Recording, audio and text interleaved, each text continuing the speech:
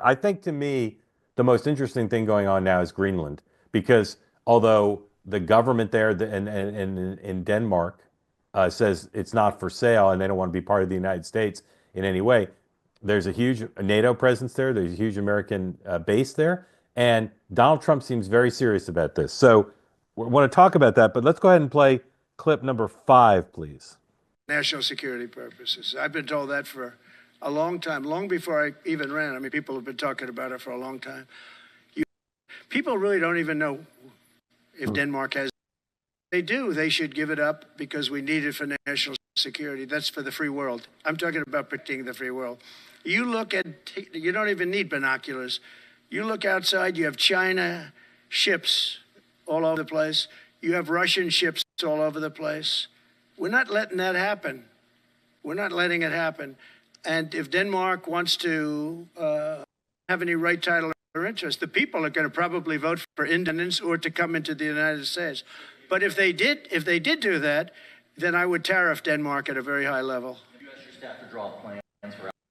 All right. So Hogan, first, you're in touch not just with Trump world, but with Capitol Hill for a variety of reasons. Is this idea being taken seriously by Republicans in Congress? I think so, in large part because Trump isn't the first president to have talked about it. Now, while he did send his son there today, I think there's some video emerging of Donald Trump Jr. there. Trump has been very clear. Look, he's someone who deals in acquiring land. He likes the strategic advantage it gives us militarily. He touched on that as well. And again, it just always kind of fascinates me that everything Donald Trump does is some unprecedented thing. I think we bought the Virgin Islands from the Danes in like 1917 or something like that. Land acquisition is kind of part of this country's history. So seriously enough to understand that Donald Trump in this second term is not just paying it lip service. He's looking at it, and whether it ends up happening or not, or whether there's some kind of alliance we make with them remains to be seen. But yeah, he's looking at it for sure. John, this is the thing I don't get. Hogan kind of touched on it, which is, do we really need to own Greenland? Can't we just say we want more military presence there? Isn't that the main thing? Or is it more about the minerals and therefore we need to own it? Can I get meta here? Yeah, please. Okay.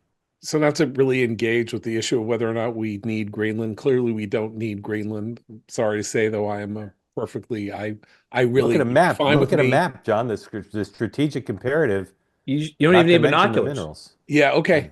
Okay. Here's what I'm going to say. I'm going about Yeah, it. yeah. Trump lifts his pinky and the entire world shakes. Yeah. What he is doing is he is displaying his capacity that he showed during the campaign, during his presidency, during his post-presidency, to run everybody ragged. So we have 6 hours, we're talking about Greenland. You haven't even gotten to Panama and re-seizing the canal, and there's all kinds of other stuff. How about the 51st state of Canada? And the 51st state of Canada. What I So mean you is think this that is all you think this is all bullshit to what end?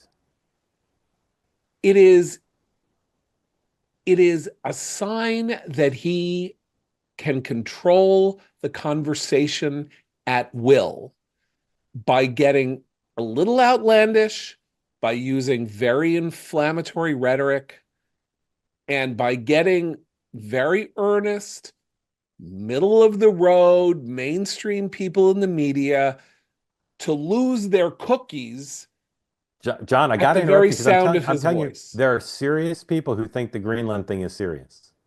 I'm not saying that it's not serious. It may be serious. You're saying the important thing to understand is that when he moves his pinky, everybody What jumps. he's doing is displaying his ability to control the national conversation at any moment, at any point, at Yeah. any way that he wants to. And Maggie Haberman and the Peter Baker in the in the 10 million subscriber strong New York Times and their sort of live blogging of the speech start saying he sounds crazy, he's hysterical, he's making unfounded claims about Denmark. Experts say we don't need this or that or the other thing. They are playing on his turf. They are not prepared for the kind of marathon that he is about to start the press on again. And I think that is what I take away from it, is that he is better at this. Yeah. He is better at this than he but was John, he's the 4 former years ago, 8 years president. ago. He's the president-elect. He's about to be president in 2 weeks. Yeah. You can't say they should ignore this, right? No, I think that there are levels of the things that you pay attention to. If he says, I want Greenland, we're going to take Greenland, Denmark should give us Greenland, you can go, okay, yeah, let's talk about the hostages. Because what the news, even though it's not new, is how firmly he said, Okay. sending Yeah. Steve Witkoff to the Middle East, those hostages better be out, Right. or there is hell is going to be unleashed. Yeah. Okay, we're going to get to that. That's the news, right? We're going to get. We're going to get. Well, Okay, I agree with you that that's the yeah. news. Although, as you point out, that's not new. And the first three letters of Well, the news are Greenland thing NEW. isn't new either. Neither Greenland, yeah. Here's the thing on the Greenland thing that I think is new.